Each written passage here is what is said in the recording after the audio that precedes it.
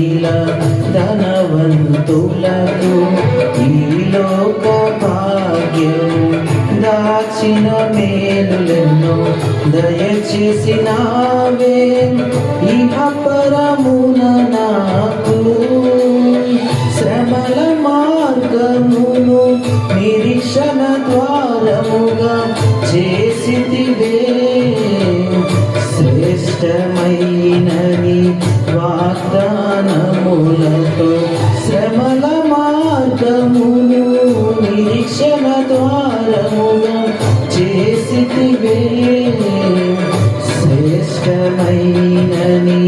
వాగ్దానములతో